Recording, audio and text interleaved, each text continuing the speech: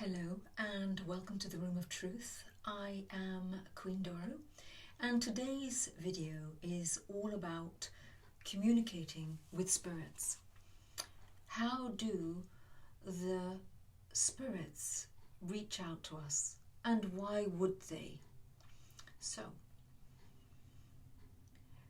I'm going to tell you a couple of things. It's not going to be completely extensive because this is a massive subject that can take days, weeks, months to go into in real depth. And there are so many things out there, so many books out there rather, that you can get information from. You can get things on the internet. Be careful where you get your information from on the internet though. If you are able to go to any spiritual churches or if you are able to contact a well-known, respected medium, then those are the best routes. How do spirits contact us? They are pure energy beings. Now, I always say to people, we are spirits in a physical body on this plane, but ultimately we are all spirits. They are people that don't have the actual material element to them, so they are spirit, pure energy. Now, one of the ways that I am often contacted by spirit, especially when I have my channels closed, is I will have lights going on and off. I will have television coming on and off at a particular channel that there may be a message that they want me to hear or see, and sometimes they will make noises around the house.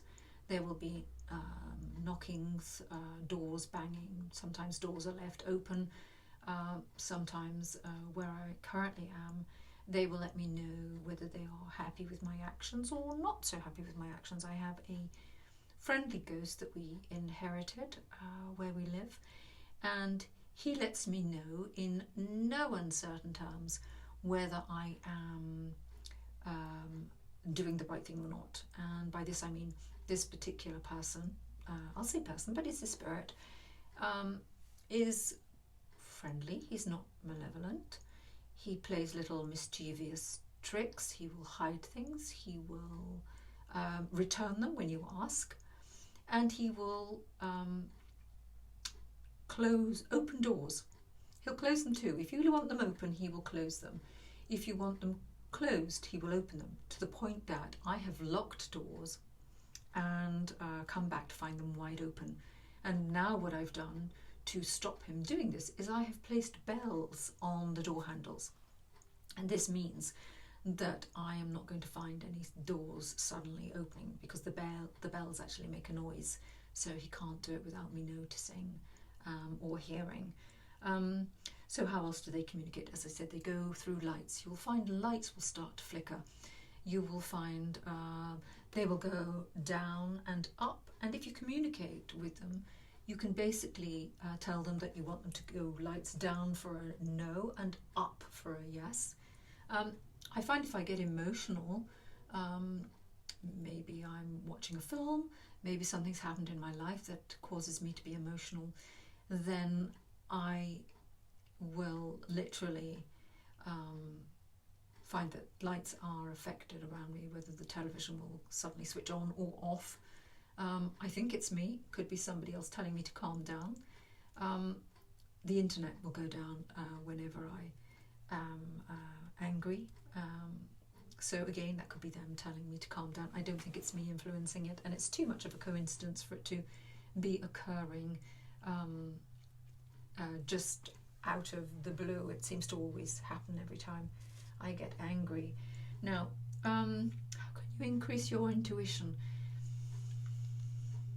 I have put videos up to help you meditate. There are millions of people out there that are better at doing meditation than I am. It's about finding what works for you, and it's about calming and stilling the mind and allowing thoughts to disperse, disappear, relax, and quite often they will use that as an opportunity to communicate with you.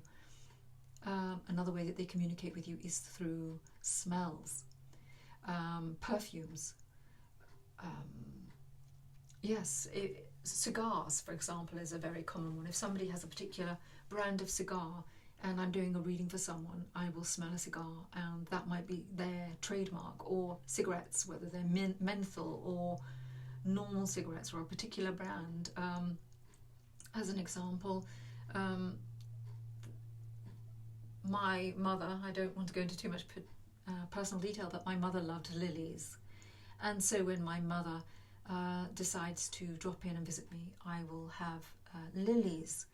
But immediately after her passing, because I helped with the preparation of her funeral and helped to lay her out, the last thing I associated with her was formaldehyde, because she had been embalmed, and for probably several weeks afterwards I had the smell of formaldehyde, so I knew it was very particular. That was the last time I saw my mother. That was the last smell or perfume or odour that I had associated with her.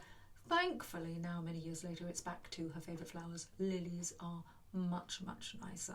But if you have someone who is a loved one and you know that they had a particular perfume or cologne or aftershave, or they particularly liked working with roses or a particular flower, then quite often when they come close to you in spirit, they will try and reach out to you. So in random locations and places, you will suddenly have this overwhelming odour of the perfume or the flower, and it will be inexplicable. It's not like you're going to suddenly smell roses and you're surrounded by roses in a rose garden. It'll be somewhere completely out of the blue. You might be in a swimming pool surrounded by the smell of chlorine and things like that, and then suddenly you get roses and you look around and there are no rose bushes inside. No one is near you that's wearing possibly a rose perfume. So they will try and reach you using something that is very particular to them and particular to you. So someone else in your family may have a different perfume or odour or cologne that is associated with that person, and they may smell something different. It's very personal to you. They're basically trying to verify and validate excuse me, themselves to you in a way that only they can. Oh my goodness, it would not be me if I didn't have an error in my videos, but I don't like to edit because I want this to be completely spontaneous. I want it to come straight from my heart to yours. Now, should you be afraid? No. The types of spirit that people see in the films, it's not like that. It really isn't. The horror movies I'm talking of. One of the movies that I found very realistic was The Ghost with Patrick Swayze and Whoopi Goldberg. I was actually quite surprised that that film came out, because that is what it can be like until you learn how to control it. If you don't control it, they will be there 24/7, and they will sing, and they will annoy you, and they will move things, and they will make themselves known, and they will go on and on and on and on until you start listening or paying attention to them. She actually played a clairaudient, whereby she could hear the spirits. She couldn't actually see him in the beginning, but as her skills developed, she started to be able to do more things, like channeling him, allowing him to use her body, which can be done, but I wouldn't recommend it. And then there was the final part where he goes into the light and she can see him.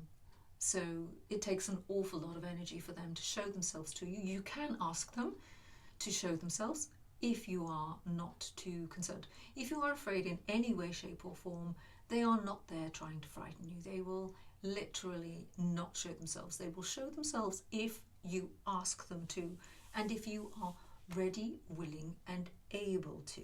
Okay, so quite often your mind will be somewhere else, and you might see someone on the horizon, and it's someone that looks as real as you or I, and suddenly you'll think, oh, hi.